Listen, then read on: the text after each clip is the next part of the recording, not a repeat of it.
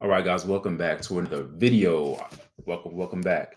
I am going to be giving my analysis and my critique on Jason Whitlock's critique on Stephen A. Smith. Um, he he talked about Stephen A. Smith's new documentary that's coming out, and I'm going to be showing you videos and clips of Jason Whitlock's show Fearless on that episode that he talked about Stephen A. Smith's three-part documentary series. And I'm just doing this for critique purposes, for fair use. So hopefully my video doesn't get copyrighted. If it does, I'll just have to make some changes. What I will do on this video is show you the clips of the parts of Jason Whitlock's show that I'm gonna critique. And if I feel that there's a lot of glitching going on, what I'm gonna do is just um, cut out the video. I won't share the video. I'll just play it separately, because I've noticed that a lot of the times when I'm sharing my video on here, especially when I'm doing like the double screen and you have me in the box in the corner, this tends to be like a lot of glitching, and it's hard to actually understand what I'm trying to say because there's a lot of skipping going on and I don't want that to happen. So let's get into it. All right. There's a lot of things that Jason Whitlock says that I don't agree with. And that's why I don't like when people compare me to him. Because a lot of the times when I have critique about Coach Prime, people like to say that I'm like another Jason Whitlock. And I say, no, I'm not. We might agree on certain things about Prime, but if you knew me, you would know that I do not agree with 90% of the things that Jason Whitlock says. Okay, so I'm going to get started here. All right. All right, follow me here. And if I am glitching, I'm gonna get off. I'm not gonna share. I'll just get off the video and watch the video separately. So again, this is a message for YouTube. I am showing the video of Fearless, of his show, Jason Whitlock's show Fearless. I'm using this for discussion, for teaching, for analytical purposes, to analyze what he said. I'm not using this to gain anything. I'm just using this for a discussion. All right. All right, let's see. Let's do this. I don't glitch too much, and if I do, I'm going to not share. But I like sharing with you guys so you guys can like get the information as I'm getting it. All right, you guys are getting information as I'm getting it. Let me get started here, okay? All right, here we go. Here we go. Okay, I have some comments in here, some chats. Someone said, did you do one on Dion Shallow and his lawsuit? Oh no, I haven't heard about that Dion lawsuit. Again, like I don't even follow him that much. So when people say I'm a hater, I don't even follow him that much. I just, when it's like a major, but that is major though, a lawsuit. I gotta look into that. I gotta look into that. Thank you. I'm gonna actually let me make a mental note of that. I'm gonna make sure I keep that lawsuit. Lawsuit Shiloh Dion. I'm gonna keep that in mind for some content. Thank you for that, J Dub. Appreciate that. Appreciate that. Okay. All right. Here we go. Here we go. Here we go. I'm gonna play the video, and I'm gonna stop a lot to break down what he's talking about. All right. Make sure my volume is good. Okay. Here we go. ESPN made a calculated decision to do the exact same thing that the people in the music industry did to the entire music industry through rap music. They degraded music the same way ESPN has chosen to degrade discourse. This will be a powerful episode of Fearless. Put your thinking caps on, stick with me, be patient with me as I walk you through this and connect the dots. ESPN has just put out. Okay, I'm going to pause right there. Hopefully I'm not glitching. Okay. He's making a comparison. He's putting himself and Stephen A on the same level in terms of their label in the industry. So when he used rap is a genre of music, right? Now when you look at it, and when you look at journalism, especially when you look at social media personalities like the Stephen A. Smiths and the Jason Whitlocks, he's putting himself in that realm, in that bubble, right? In that bubble of a person that's a journalist, or a person that brings forth information, a person that's a media character, or a person that's known. But there's a difference. He's saying that Stephen A. Smith's role in this is the degradation of discourse. Discourse meaning the ability to talk openly and honestly about things. And he's saying that Stephen A. Smith is a tool to degrade that, to pull that down. So what Jason Whitlock is implying is that he's a tool that's being used to uplift discourse. So you have one man, Stephen A. Smith, charged with the degradation of discourse. Then you have Jason Whitlock, who's implying, he's not stating it explicitly, he's implying by that assertion that he made about Stephen A. Smith being the cause of the degradation of discourse, he's implying that he himself is the one that's put here to elevate discourse. But yet they're both in that same bubble. The reason why this is a contradictory argument to make is because the law of the universe functions on the law of duality. What do I mean by that? You always need an opposite of something. That's that yin and yang principle. You can't, it's like good cop, bad cop. They're still cops. It's like Democrat, Republican. They're still part of politics. You need that. This video that Jason Whitlock is making right now would not be made if it wasn't for Stephen A. Smith. So in a sense, you're saying that Stephen A. Smith is a tool to degrade, or he's being the person that's charged with the degradation of public discourse. But then your discourse on your show right now is a topic based upon what Stephen A. Smith did. So in a way, you guys need each other. There's no Batman without a Joker, and there's no Joker without a Batman. You need each other. So to sit here and cast stones to Stephen A. Smith to uplift yourself, that's part of the play. You wouldn't be relevant if it wasn't for Stephen A. Smith. So you have to insert yourself on the same plane as him, but then play yourself as the better of the two.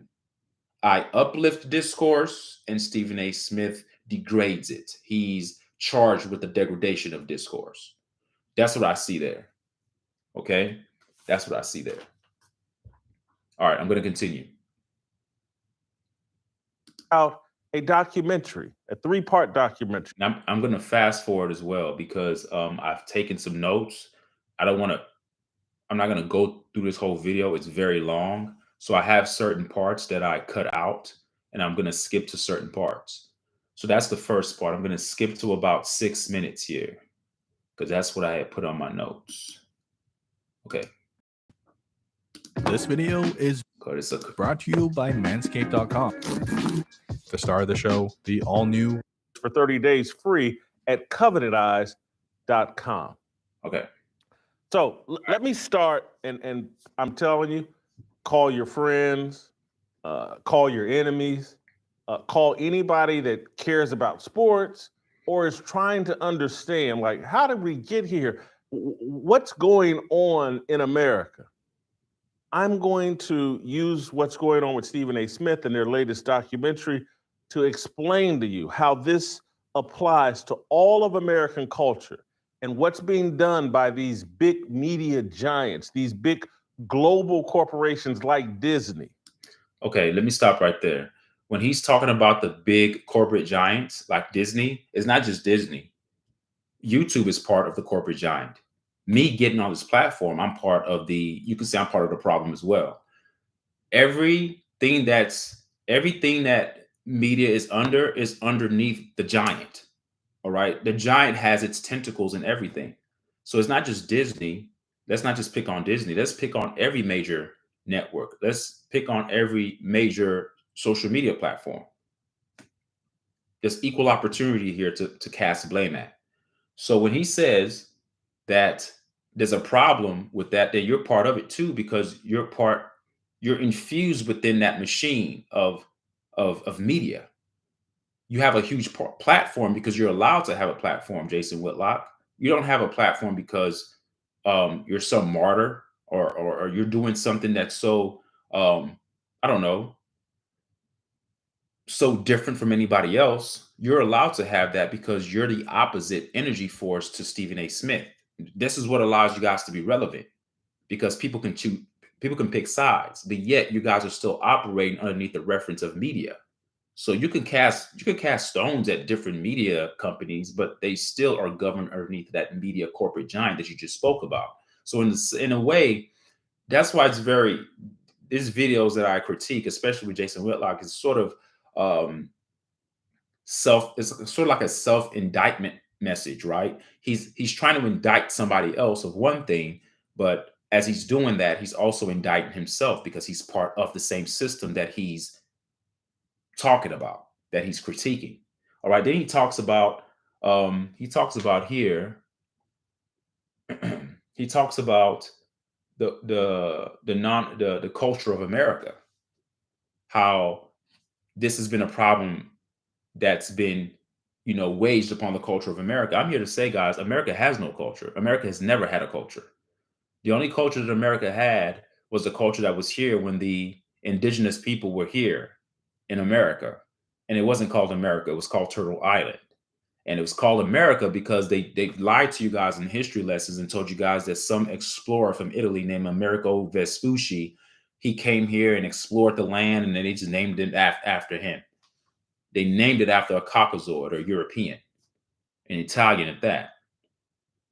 So there has been no culture. There's no rhythm in this country. There's no civility. There's no respect of the nuances of nature. There's none. It's just capitalistic greed. So there's never been a culture here, Jason Whitlock. So the fact that you're being allowed to do what you're doing, that's the culture. The culture is made to divide and conquer. It's just distractions after distractions after distractions. Messages that divide, and so we're easily conquered that way. See, there are people who side with Stephen A. Smith. They like him. There are people that side with Jason Whitlock. That's divide. There are people that side with Trump. There are people that side with Biden. That's a divide. This has been something that's been going on prehistory, since the creation of humanity. There's always been a concept of our controllers to divide us.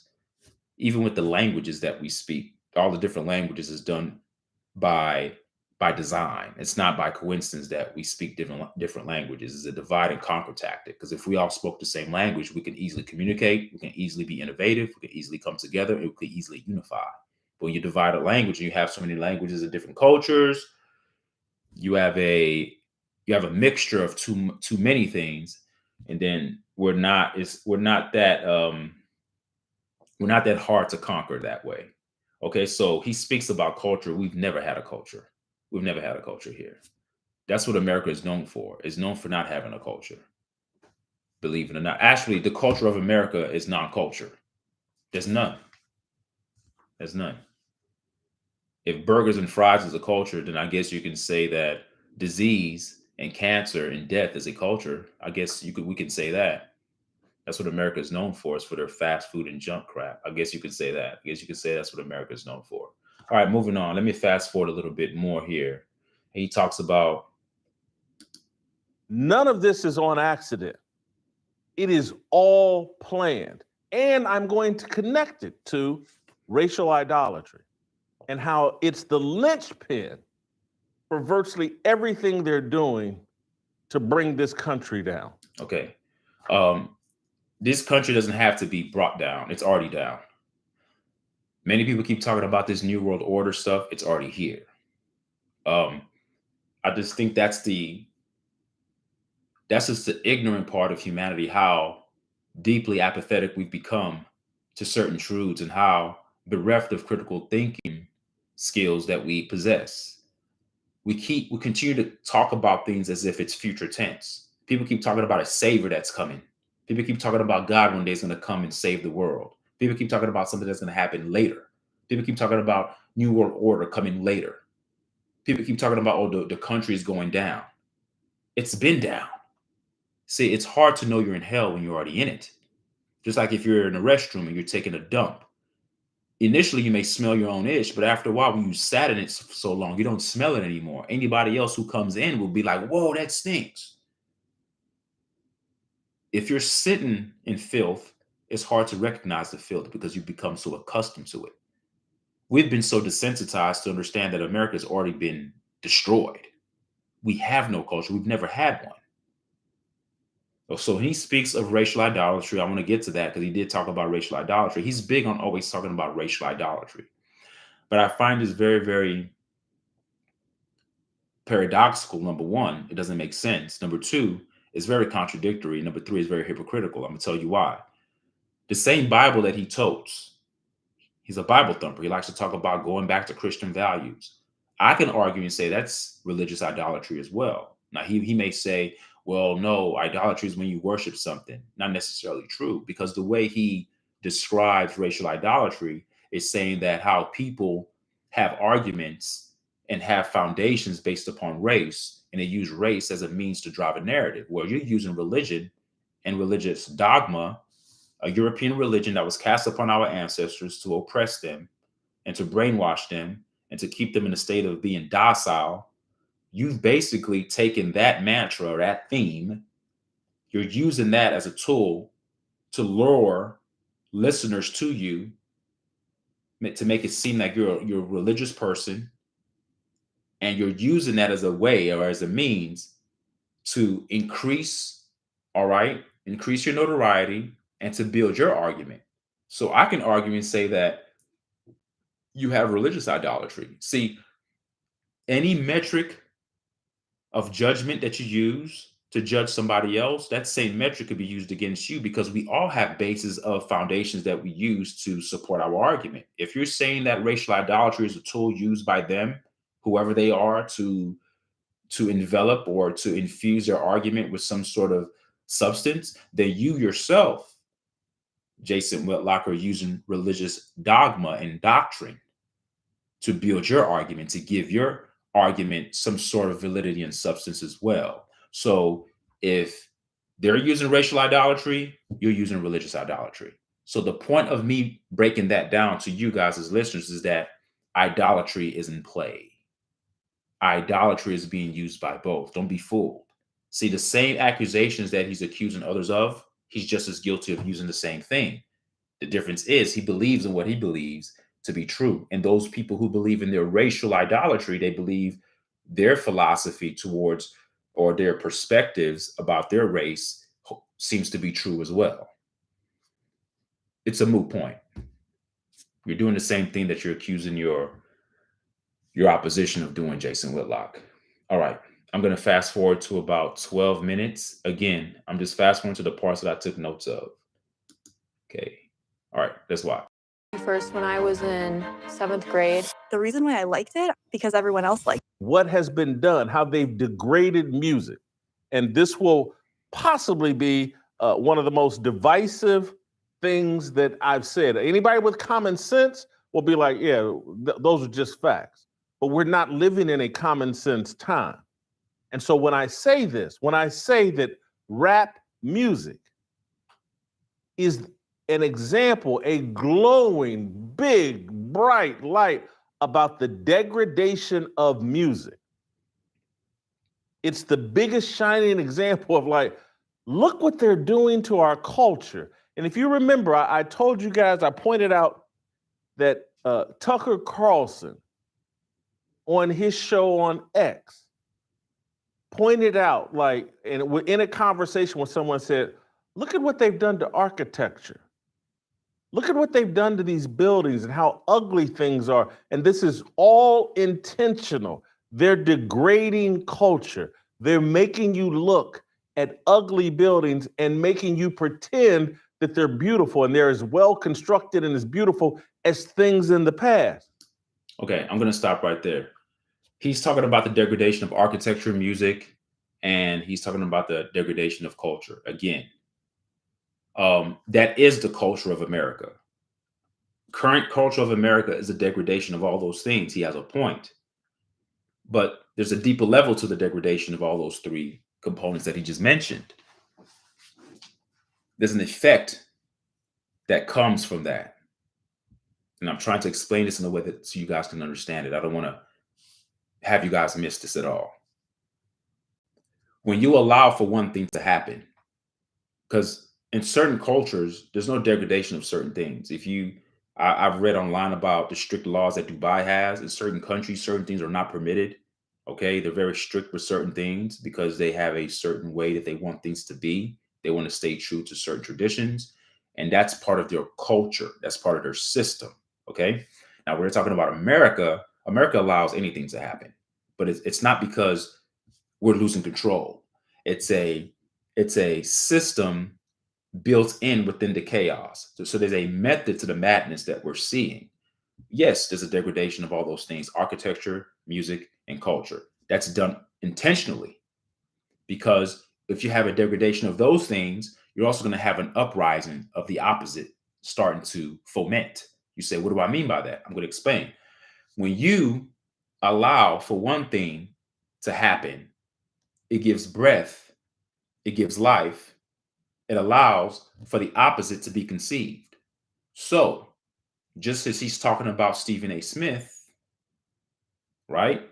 Stephen A. Smith's supposed to be on the side of the degradation of debate. He's supposed to be on the side of the degradation of discourse. And then you can add in other things as well, not just for Stephen A. Smith, but on other genres, or whoever are the pioneers in those other sections of culture and music, right? The Sexy Reds, he mentions, the Eminems, or whoever they are, the other artists, right? That are charged with the degradation of music. When you have that, you still have the law of duality functioning. So the side of the degradation are supposed to be the bad, but then the bad, they give relevancy, they provide relevancy to the good. So when you hear a good Christian rapper rapping and he has the same style as Eminem and he's not cursing or using, explicit lyrics, then people get drawn to that. Now that person has a large platform because he represents the good side of the bad side of the M&Ms. Or you may have a female artist come out that's rapping about the awakening of the minds and rapping about real life situations and rapping about uplifting young women and uplifting young men. That would be the opposite of the Sexy Reds. So the point I'm making with this is that America allows for the degradation of things in order to allow another side to be built, which then causes more of a divide, which allows us to be conquered easily. It's a system, folks. I want you guys to understand that. This is not, dude, this world is going out of control. No, it's not going out of control. I mean, it is, but it isn't. These things are being allowed. So it fuels, all right, the opposing side to come out and fight against it. It fuels the Jason Whitlocks of the world to fight against the degradation of public discourse. It fuels the architect who looks at the degradation of architecture and says, I'm going to do something that's beautiful to counter that. So in a way, it allows for innovation, because in order to be innovative or to have what you build to have validity and credibility, there needs to be an opposite that's seen of what you've created in order for what you've created to be seen as marvelous. Because remember, light doesn't have importance without darkness, and darkness doesn't exist without the light. They both need each other. So the point I'm making with this is that he's talking about the degradation of things as if he's speaking from a platform of, this is exactly what Bible believers love to do. They love to speak from a platform of everything is going down. Everything is crumbling. Oh my God, we need to do something. And this hits the emotional heartstrings of people, and people end up thinking emotionally and thinking, oh, I got to find a safe pocket to go to. Or I'll listen to Jason Whitlock because he stands for the things I stand for, because he's against those evil things. But little do you know that those evil things that he's against, he's part of the system as well, because he's still operating within the law of duality. Law of duality means that things operate in two forms. As good as he likes to say that he is now because he's born again, he doesn't do those things that he used to do in the past. Those things are still in him. He just keeps those things dormant. There's two sides to everybody, folks. And you know that it is. No one's totally always all good. We have moments where we operate at a high frequency. We have moments where we operate at a low frequency. All right. So when he talks about the degradation of architecture, music, and culture, the degradation of certain things allows for better things to be created. That's the ebb and flow of our reality. But within that ebb and flow comes a more nefarious symptom of that ebb and flow. There's a divide that's caused with that. There's a saw that's searing, that's cutting the humanity in two. The fabric of our connectivity is being sliced in half. Therefore, we are divided, thus easily to be conquered. That's the way it operates. It's a divide and conquer tactic, folks. All right. So let me fast forward again to go to another part that I talked about.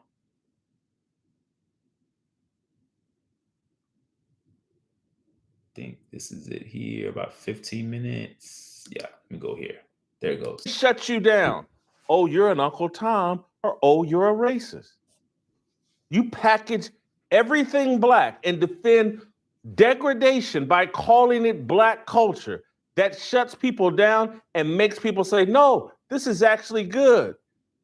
Grown men and women and little kids doing pornographic nursery rhymes over beats. And you think music hasn't been degraded?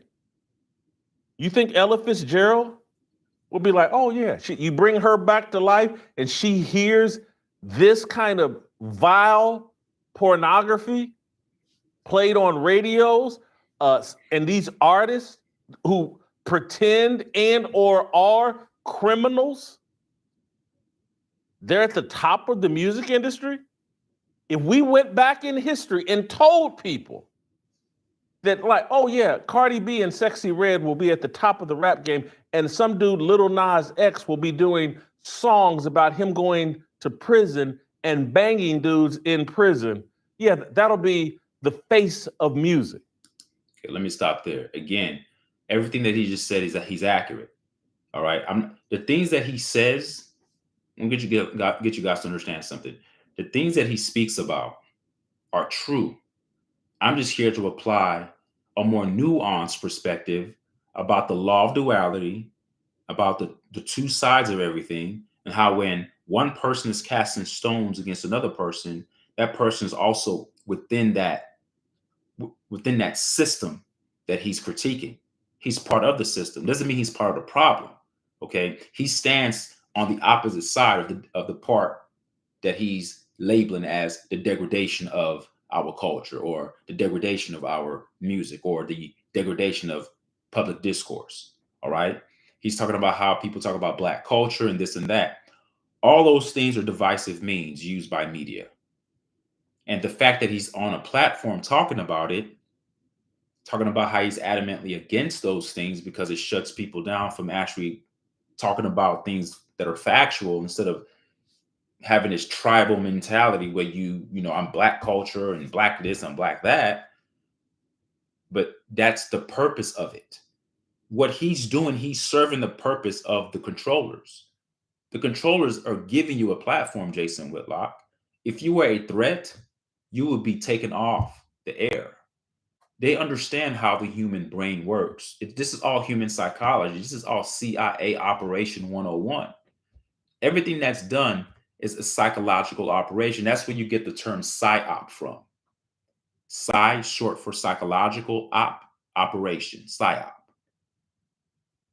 All right. You are essentially paid opposition. So is Stephen A. Smith. You guys are both working for the same master and don't even know it. That's the essence of being fooled, that you think you have a representation of something that's noble, but little do you know you're operating underneath a platform or beneath the platform that's ignoble, that's not noble at all. You're part of the system. And the evil nature of media, he talks about the evil nature of media. We're not surprised that those artists that they mentioned are at the top. You know why they are at the top? Because most of us in this realm that we live in, I would pull it up, but I'm afraid to pull up anything because I think that something's going to get messed up. If you look up Hawkins consciousness scale, most of our actions are based upon low level emissions. You say, what do I mean by low level emissions? Low level emissions means that things that are functioning at the lowest base in hell. There's a hellish state. Hell is a mind state. When you're under shame, guilt, jealousy, envy, pride, ego, all those things are, there's a label on Hawkins consciousness scale. There's a triangle, but it's inverted. And the higher you go up the inverted triangle, the more transcendent you become. All right. The lower you are in the red, it means that you have a base mentality. So most of the things that we are attached to or linked to or driven to are mostly going to be things that are low vibrational. So there's a reason why we gravitate towards lewd lyrics and explicit lyrics. It's interesting. It doesn't mean we're evil. It doesn't mean that we're going to go out there and do what we're hearing. It's just part of the human psyche. We naturally are explorers by heart. We're not afraid of it. I think we're all, most of us are, I can say that most of us are grounded and rooted into a place mentally where we are stable enough not to be influenced by rap lyrics. And even if children are listening to that stuff, that's just the stage you're going through. When they get older, they're probably going to look back and be like, oh, I don't care about that. So we have to allow people to have the freedom to do those things. It's not that the world is going to hell in a handbasket because people are talking about banging the devil in prison. I mean, crazy things have been going on this planet for years. All right. That's why it's left up to parents to teach their kids right from wrong. And you go from there. But you can't stop that from happening. There's a reason why those artists are selling more records, because it's a wow factor. Oh, I can't believe he said that. I can't believe Nas X said he was gonna have sex with the devil in prison. What? And then friends texting each other, have you heard that song by Nas X? He said this. So people are streaming it. It doesn't necessarily mean that people like the song. People are curious, and every time that a person streams that song to hear the wow factor from the lyrics, you're giving that artist more attention. You're giving that artist more streams, hence making that artist more popular. I mean, that's just the way it works. But then again, as I said earlier, it actually allows others on the opposite side to combat the Nas X's, to combat the Cardi B's, to counter, all right, the artists out there like the Sexy Reds that are putting out the crazy explicit lyrics and the explicit content that aren't good for the minds of young people.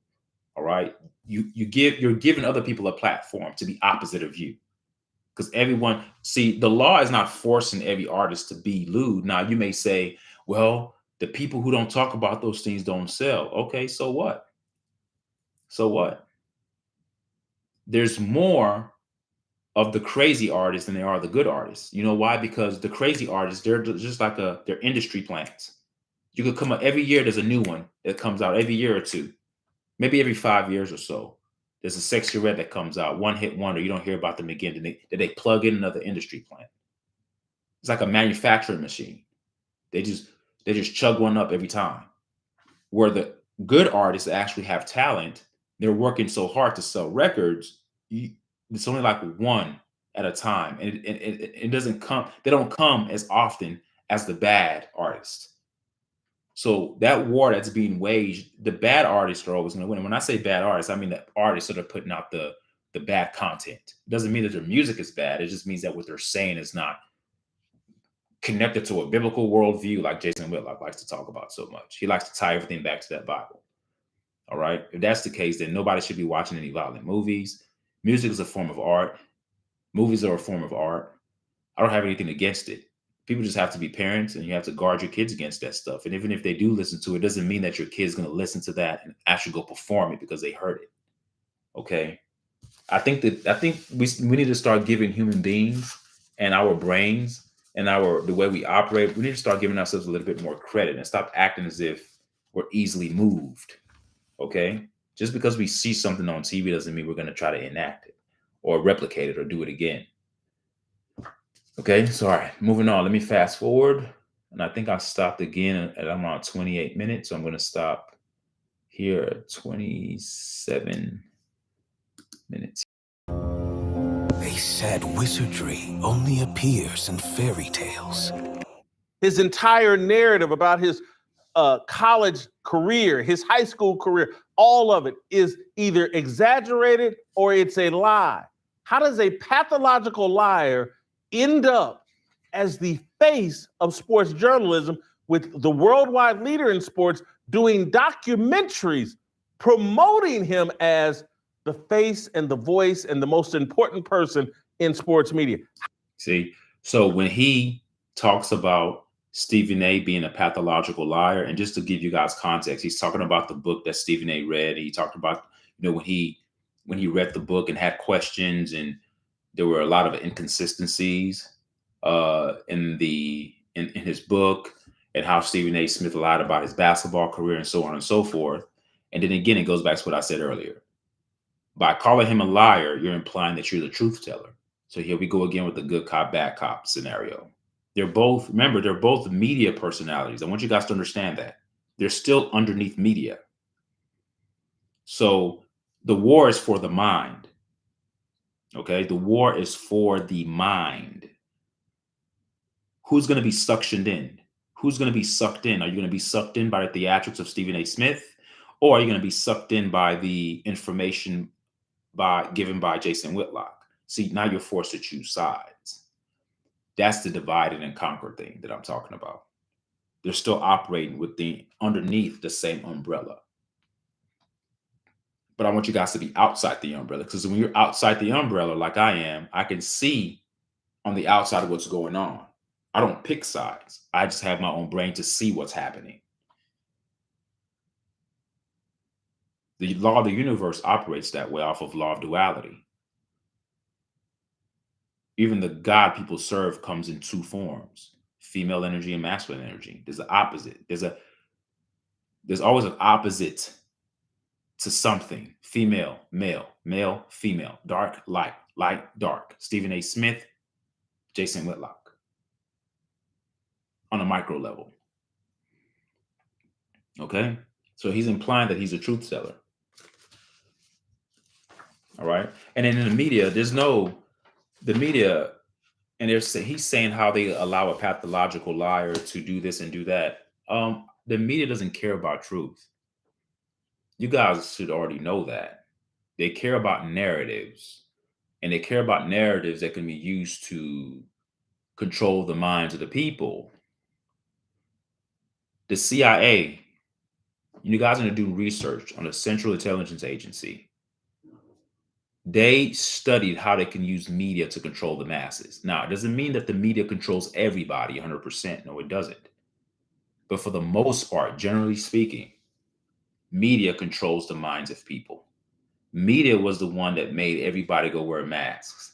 Media was the one that made people say, I'm going to stay 6 feet apart. Media was the one that made people shut down their businesses. Media gives out the information. Media can put actors on television. Media can use artificial intelligence to make it seem as if a person is talking and they're not talking. Media can use CGI, computer-generated imaging, to make you believe that a person is in a particular place and they're not. Because you're sitting your ass at home and you lack critical thinking, you think that whatever the television is telling you is true. And you fall prey to their deceptive practices. So the media doesn't care about truth. Because if it did, the world wouldn't be the way it is. The world is the way it is because the media is hell-bent on pushing the information that the controllers want to be pushed, because the controllers control media. All right? It's a web. It's a web. It's a web of deceitful men and who have the money. And most of these deceitful people are locked into these major families, the Rockefellers, the Rothschilds, those bank families, $1 trillion families. All right? They start the wars. They fund the banks.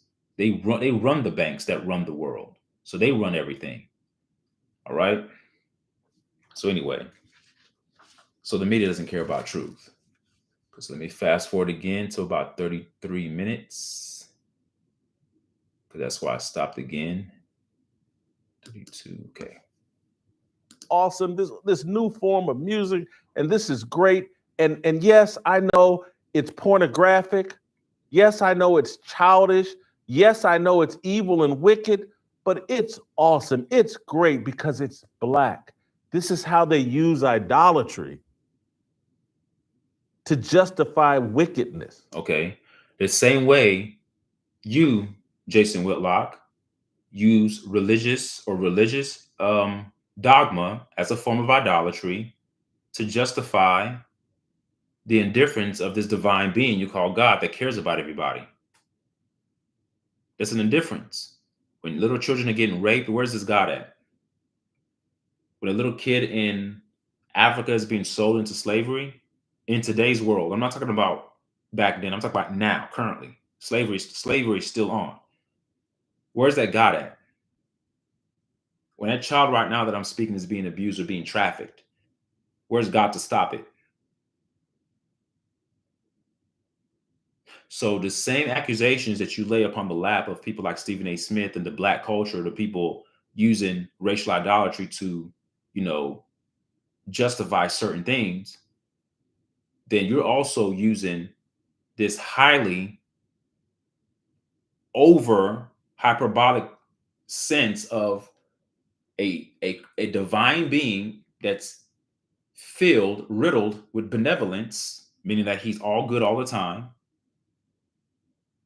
He wants everybody to come to God and everything to be okay.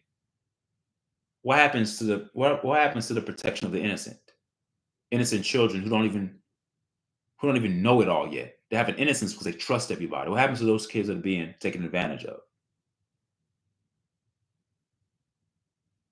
What happens when the same country that you keep talking about Christian values, what happens when they institute protocols and practices of malfeasance to deliberately annihilate people in hospitals underneath the guise of protecting you from a certain disease?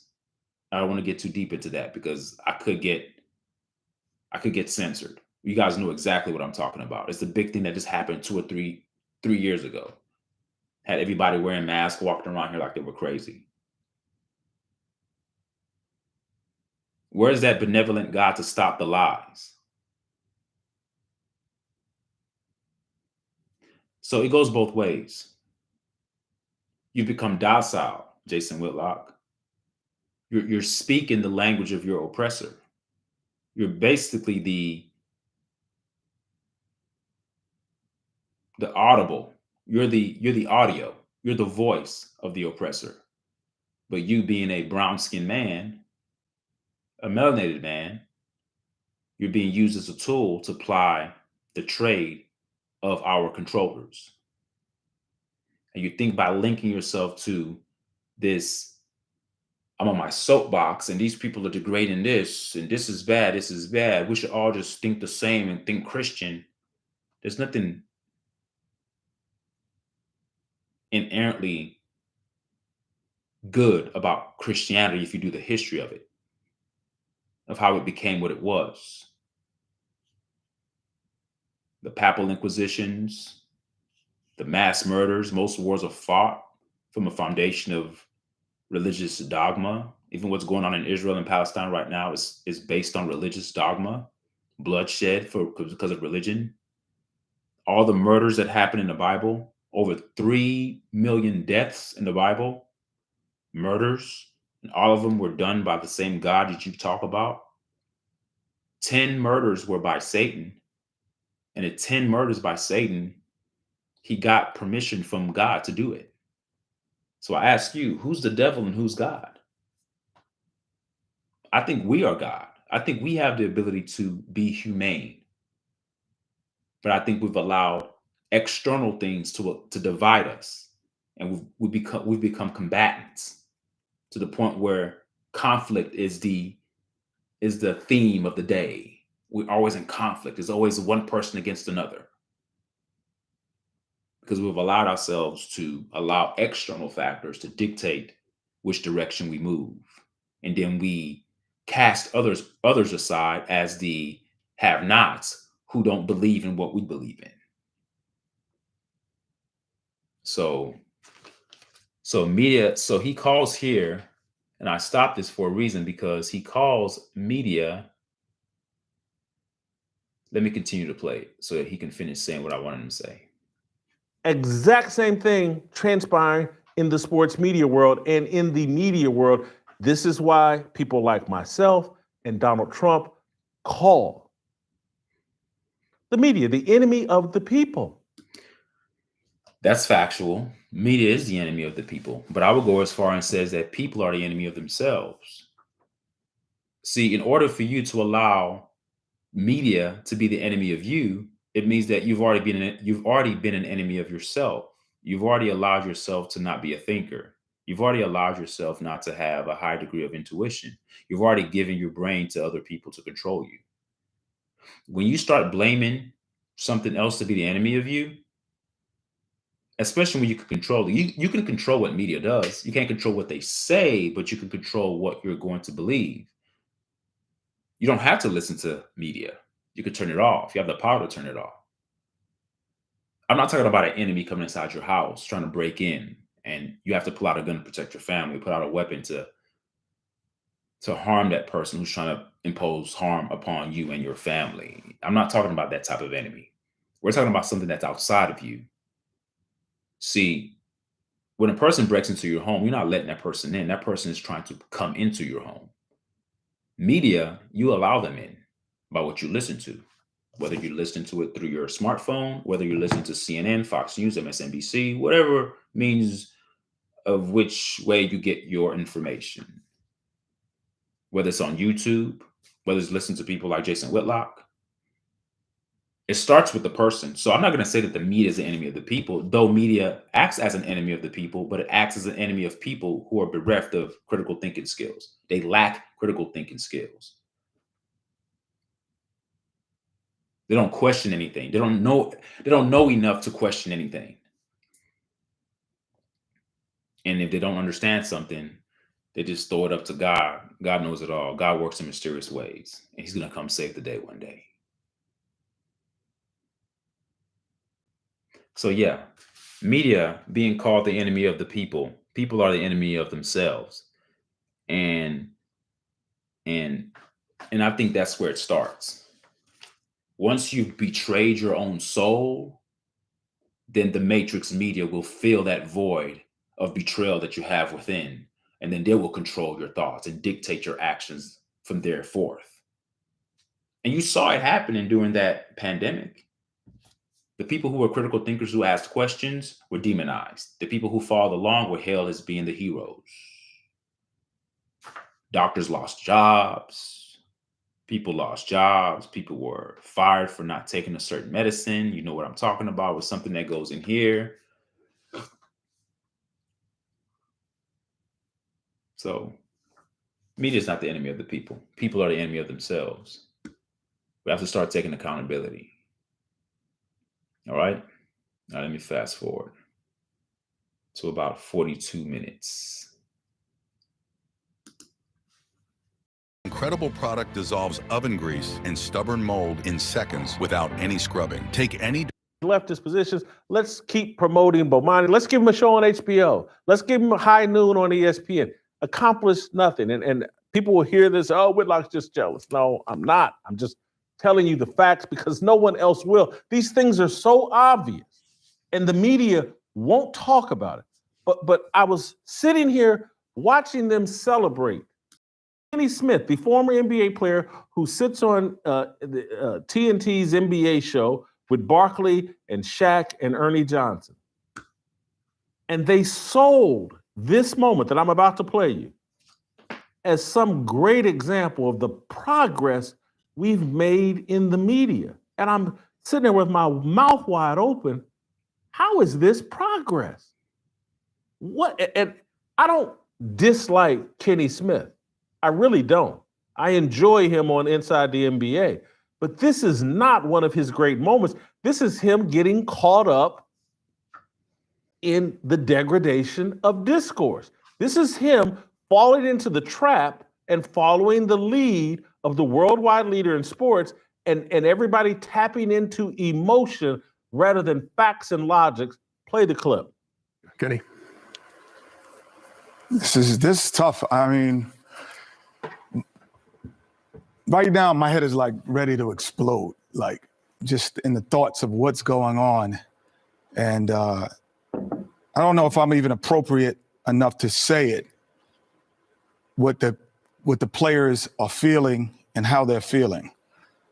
And I haven't talked to any of the players. I'm just like coming in, even like driving here and getting into the studio, hearing calls and people talking. And for me, I think the biggest thing now is to kind of, as a black man, as a former player, I think it's best for me to support the players and just not be here tonight. And figure out what happens after that. Yeah, I just don't feel equipped to do that. And I respect that.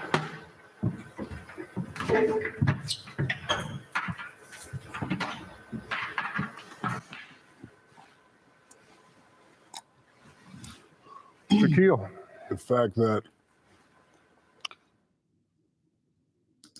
Now, I'm gonna pause the video there. Jason Whitlock goes on after that to explain the details of what happened in that case that Kenny Smith was responding to.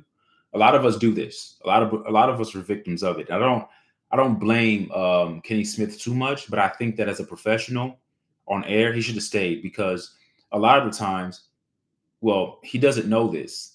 Anyone knows that media, they're not about giving you facts. When there's a election time, or when there's an agenda to be pushed upon the masses of the people's minds, especially to have the social structures to actually respond to a certain message, like it's sort of like inserting a stimulus, something that's a stimulant. And race is always a hot topic, right? Race is always something that's a hot button topic. Race, abortion, stuff like that, right? Same-sex, stuff, transgender stuff, all that stuff are hot button topics. As anybody who has a rational mind or is a high level thinker, you always wait, because the initial news that you get is not always factual. You have reporters that are on scene. You have certain clips that are replayed. Okay, they're using media to influence your emotions. And I think that what Kenny Smith did on TNT on that episode was he was just a victim of being ignorant. And he thought he was doing something that was noble, virtuous. Oh, I'm going to stand with the players because I should be an ex-player myself. No, you're not well, yeah, you were an ex-player. You're now an analyst. You can sit and talk about the issue, but stay your ass on the job and finish it. But he left off. And I agree with Jason Whitlock. They looked at that as one of the best moments or something like, as he said, it's not a good moment. To me, it wasn't a good moment for Kenny Smith at all. And I think that's all of us, most of us, especially brown-skinned men. I'm not going to say black because we're not black. All right. Brown-skinned men oftentimes respond the way Kenny Smith responded. You hear a story, oh, racist, cops are killing people for no reason. But if you listened to Jason Whitlock break down what happened, that's the truth. That's what happened. This idea that cops are just going around killing people, that was not the truth. But me as a brown-skinned man saying that, then I'm an Uncle Tom or I'm against my people. I'm against anything. I'm just for truth. I'm against lies. I'm against deception. I'm against using media as a way to stir the emotions of people, appealing to our heartstrings and get us to move in a certain direction, or to vote for a certain person, or to keep the country more divided than it is. Continue to use race as a means to divide and conquer us. Every generation, we're trying to move past it, but yet the media has a way of inserting racism narratives into the media, having us look backwards so we can take those themes of race in the past and bring them back to the present. So Those racial themes of the past never die. We continue to live it over and over again. We can never move on because media has a way, by the CIA, go back to what I said earlier, it's a CIA operation, folks. These aren't things that it's not by coincidence, it's not by accident. This is deliberate. This is systematic. So I'm not going to play the part that Jason Whitlock says, but he talks about the details of what happened in that story. And for Kenny Smith to walk off for a man that committed a crime against his significant other and acted the way he did with his kids in the car. I mean, I'm a brown skin man. If a cop stops me with my kids, I'm yes sir, no sir, hands up. I'm not pulling out a knife. I'm not showing any aggression towards any cop, black or brown or white cop. I don't care who they are. They have the weapons. They have the authority. I obey. Simple. All right. All right. Let me fast forward to another part that I had talked about here. Oh, yeah. He talks about you know what? I'll play it. He talks about the facts. Listen to this. This is what they've done to sports media. They've turned normal people into emotional idiots.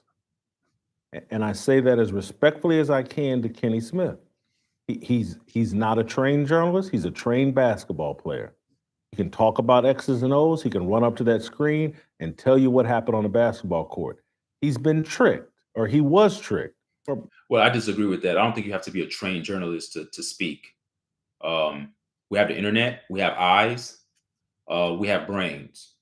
The only thing that a trained journalist has is to say that they have a journalist degree or they went to school for journalism. But the same way you can read an article, I can read an article. The same way you can research, I can research. The same way you can write, I can write. If you have the ability to write. The same way you can speak, I can speak. The same way you can look at a sporting event and give your take on it based upon certain evidences, or maybe you have an insider inside the corporation to get information that I can't get. That's fine. Your journalistic credentials may allow you to go a little bit further than me, but that doesn't take away my voice. So the same accusation that you placed on the feet or placed on the lap of Stephen A. Smith about him and him being a clown, and that sort of debate or that sort of theatrics of media is degrading to discourse, degrading to public discourse. You in a way are doing the same thing too, because you're saying that your journalistic degree is what you're a real journalism. So you're the one that should have the ability to only speak on certain things. And if you're not a journalist, you shouldn't do that. No, I just think that Kenny Smith was just emotional. He let his emotions get the best of him. So you've done the same thing as well. We're all humans. To hell with the degrees. Take away the degrees. We're all humans. We just respond to things. You being a journalist doesn't give you a upper ground to have your opinion about certain things. It doesn't make your opinions more relevant or more valid than somebody who does not have a journalistic degree. That's the point that I'm trying to make. What I'm trying to make is that everyone is on an equal playing field. Now, because of your journalistic credentials, you're allowed to do certain things that a normal person can't do. But that's where the difference is. That's where they start and stop at. Everything else is just the same. They're merged together. Probably still is tricked into believing that, oh man, if a career criminal, a man, Jacob Blake, who had just sexually violated the mother of one of his kids, a man who pulled a knife on police and caused such a scene out in front of his car. Yeah, he's detailing, he's talking about the incidents of what happened with that guy, with the police officers. And he's speaking on why would Kenny Smith walk off a set based upon the facts of what happened in that case. That's why he's saying that Kenny Smith acted upon his emotions. His emotions got the best of him. And with his kids in the back seat. I'm talking about Jacob Blake. Caused the scene and then caused officers to pull their weapons with his young children in the back seat of that car. This is some of the most unmanly behavior in the history of the planet. Unmanly. Jacob Blake had just, according to the woman, sexually violated her again, then came out and caused a scene with police because she had called the police. So Jacob Blake is basically the Diddy of low rent criminals. Ooh. And then he comes outside. She had called the police.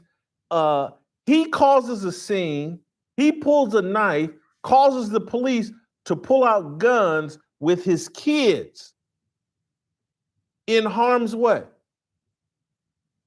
And then he gets shot for pulling that knife out.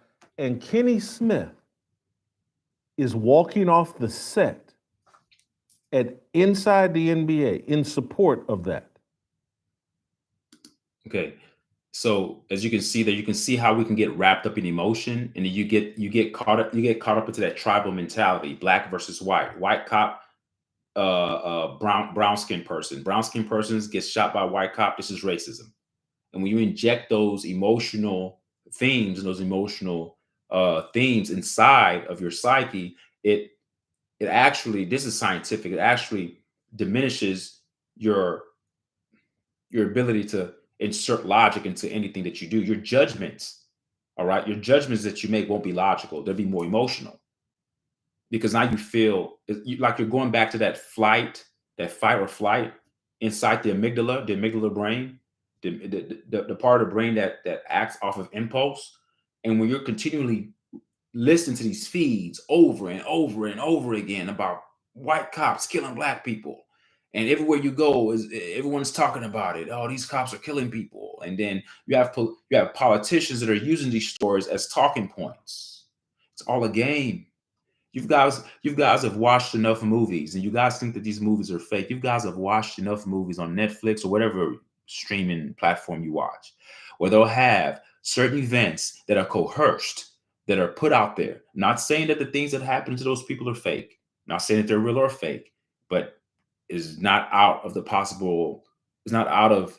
You can't say that it's something that's impossible. That is something that cannot happen. They can coerce certain events. They can trigger certain events to happen that are fake events. Use it as a way to drive an agenda politically, and to get people divided, and to get people to go vote a certain way as if voting actually counted. It's all a game, and we're getting played. So when he talks about Kenny Smith acting out emotionally, that's exactly what he did. But when you're emotional, you don't think logically, because you won't even let logic set in. You'll say things like, "You're a hater." Then that's when you get the name calling. A lot of people, if you understand, whenever you talk to people and you're calm and you have logical arguments that are rooted in sensible things, okay?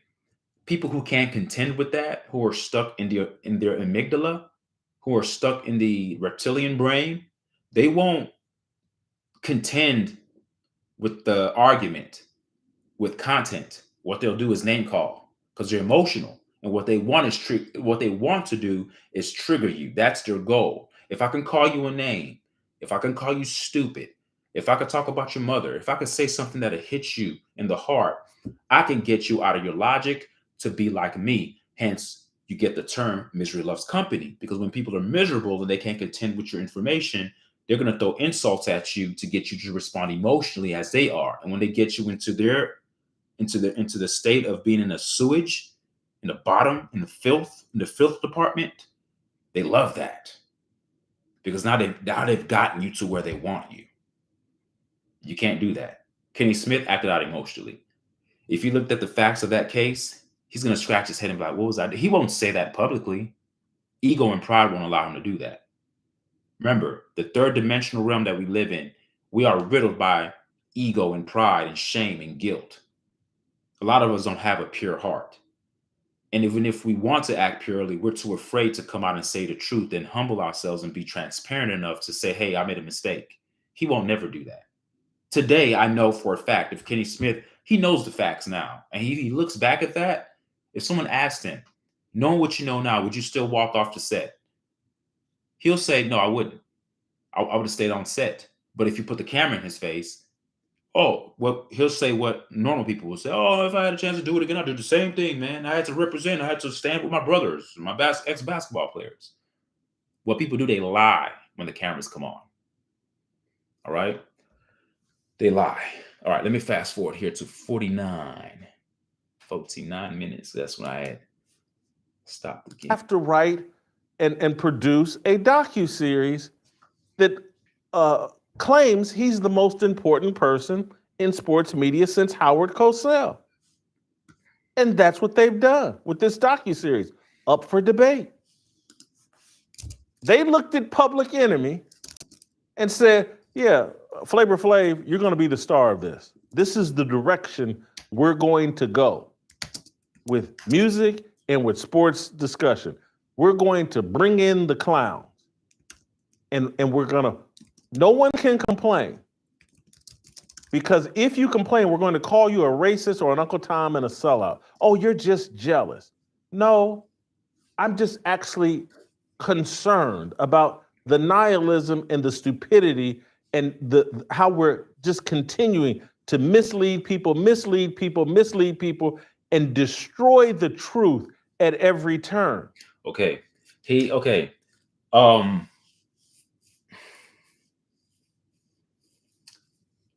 As I said earlier, there's a call. He loves using the word clown to refer to the other side. Okay, he loves to use the word clown to refer to the other side. Like I said earlier, for every clown, there's a Batman for every clown. And in this part of the role that you're playing, because this is all a play, we've come to the point where we believe that things like this is reality, and we think that the movies we watch are fictional, and the things that we deal with are not fictional because these are real. No, art and reality are synergistically intertwined, meaning that there's no separation. People say, does art mimic reality or does reality mimic art? No, they're both one and the same. It goes back to that law of duality. You're looking at the same thing from two different lenses, but they're still the same thing. You're looking at a cop, but you have two different lenses of a cop. You have a good cop and a bad cop, yet they're still cops. You're looking at reality and you're looking at art, but reality and art are both put into the 3D realm, the third dimensional realm that we're in. They're all underneath that umbrella, right? So for every clown, Joker, there's a Batman. Jason Whitlock, Stephen A. Smith is Joker. Okay? And you have Jason Whitlock as Batman. So he gets to play the Batman in this role, in this particular movie, in this particular segment, because Stephen A. Smith is the bad guy. He's degrading discourse. He's a pathological liar. He's a clown. Our culture is being brought down by people like that, from the movies to the music and now to sports talk. And I'm the Batman. I'm going to come and save the day. So he's the hero in this play. You see how it works? This is theater, folks. And then we take the same concepts subconsciously. Then when we watch movies, we still have that inbred concept of good versus evil. So every time we watch a movie, we always have to find the antagonist and the protagonist. We have to find out, okay, who's the good guy, who's the bad guy. It's hard to follow a movie when there's no clear-cut bad guy or good guy. You have to think deeply and think harder than you would in a generic film with a good guy, bad guy, or like a comic book movie. You ever watched a movie where you sort of find yourself rooting for the person that was supposed to be bad because you kind of see where they're coming from? Those are the movies that I like. I don't like the movies that are just clear-cut good guy, bad guy. I like the movies where it's real, where you have people who have good intentions who do evil things. So when you're watching it, you can empathize with that because you're a human too, and you're like, oh, I can see why he's doing that. Oh, I'm kind of rooting for the guy that was the bad guy. Oh no, I kind of don't want the good guy to win because that's the movies that I like. But in this particular segment with Jason Whitlock and Stephen A. Smith, you have the clown, Stephen A. Smith, and you have Batman, Jason Whitlock. You have good guy, bad guy.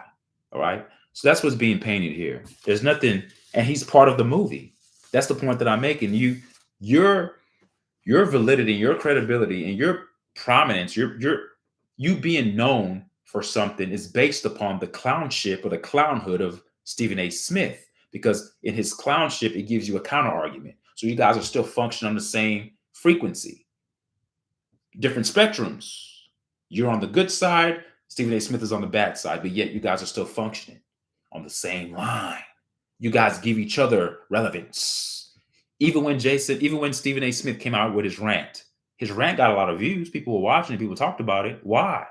Because you said something, Jason Whitlock. You struck a nerve. You guys are both operating off of each other. It's like a tennis match.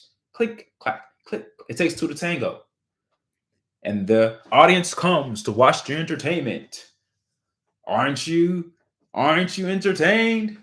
The artists are on the field, or the people that are performing are out there, and the audience is watching.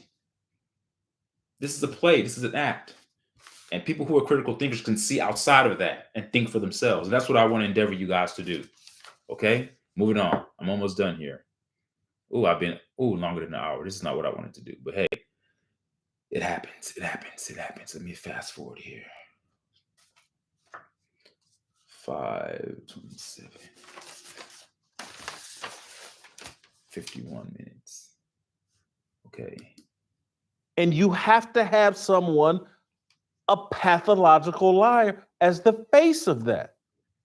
And that's why Stephen A. Smith got so triggered when I start calling BS on his book and all the other lies that he loves to tell. Oh my God, when I was 11 years old, this is a pathological liar. ESPN knows it's a pathological liar. He's been installed for the destruction of discourse, the dumbing down of all conversations. That's what they want. They want you confused. They want other high jocks desperate for money. Again, this is all planned. You give a 22-year-old kid, 21-year-old kid, 20-year-old kid millions of dollars. He runs through the millions of dollars that you've given him by age 35. And again, this isn't all of them, but it's enough. And so you find a Matt Barnes, a Steven Jackson, some of these other guys that, okay, I'm going to stop right there. I want you guys to think about what I just said. And if you don't remember, I'm going to help you remember. Pay attention to the language that he's using. Okay, for the 2 people that are still here listening, pay attention to the language that he's using, and for the many more that will come and see this video later. Okay, he says he's trying to make an example of how these non-journalists who end up having platforms, okay, people who played the sport, but look at the language he uses. He uses the language of they're given millions of dollars. No one gives you millions of dollars, Jason Whitlock. No matter how intellectually inept you think these athletes are, no matter if you put yourself on the pedestal of being a journalist and now you want to cast stones at them because they don't have the journalistic credentials that you have, but yet they have their own platforms. They weren't given that money. Now, the reason why I'm harping on that term given, see that they were given millions, that's that slave mentality.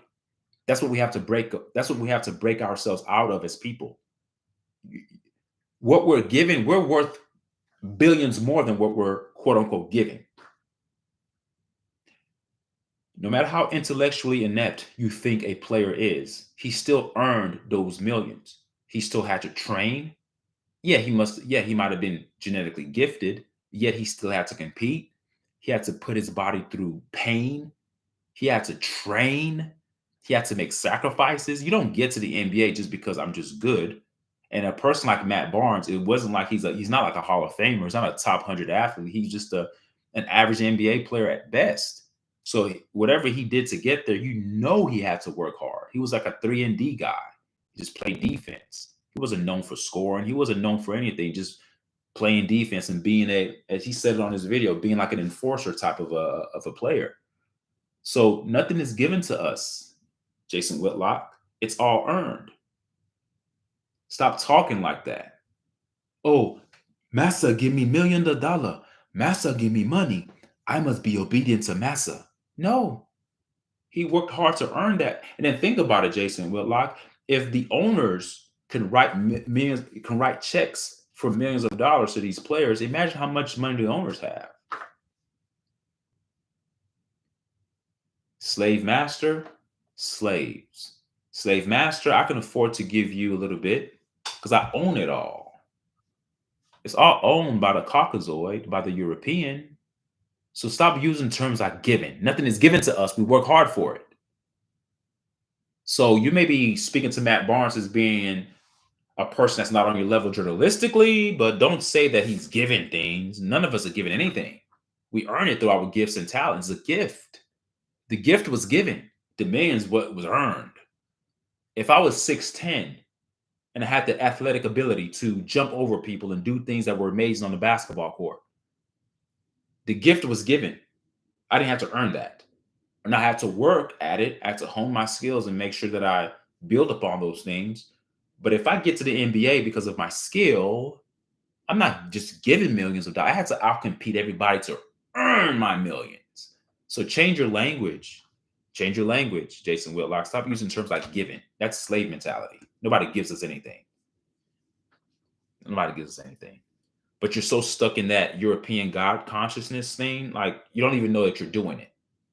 European God, my master, give me, pray, give me. Nah, it doesn't work that way. We earn in this reality. If you're a brown-skinned man, whatever you get, you earned it. You weren't given it. Because trust me, they do not want to give it to you. Everything that LeBron James had, it wasn't given to him. He had to earn it. Michael Jordan, he had to earn it. We earn it because of our skill. All right? Okay, let me continue here. Hey, man, they made $30 to $50 million in their career, but they blew it gambling, whores, drugs, partying, cars, baby mamas. Okay. And so gambling, whores. If I could recall, Jason Whitlock, you did those things in your younger years too. Allow them to go through it as well. Phases in life. See, you're in your mid-50s, so you probably don't have the drive anymore to do that. But you want to probably link that. You want to link the growth of your brain and the maturity of your mind. You're going to link that to God being the person that changed your lives. I can tell you, this is what I've lived. I've known men who've lived lives of debauchery, as you like to say, sin, when they were younger. And they've totally changed. Not because they found God, not because they found the Christian Bible, because they just grew out of it. They became family men. They changed. You can just change because you just grow, you mature. Do you think I'm doing the same things that I did when I was 17 years old? I was young. I have little children. They remind me of some of the stupid things I did when I was their age. And I laugh at it because they're young. They don't know any better. It's not because they're sinful or they're evil kids. They haven't matured yet. So those same gambling, spending money on whores that you're indicting those athletes of doing, the athletes that were given something by their slave masters because you have a slave mentality yourself, Jason Whitlock, you did those things too. You did them too when you were younger. So allow them to do their thing and grow. Give them a chance to grow. Exercise grace.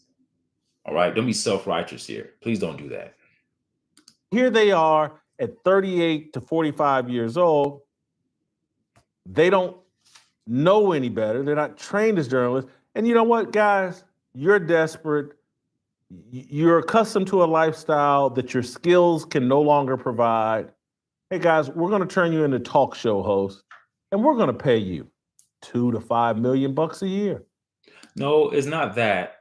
That's a narrative. I think people do that because people like me, I would rather it depends.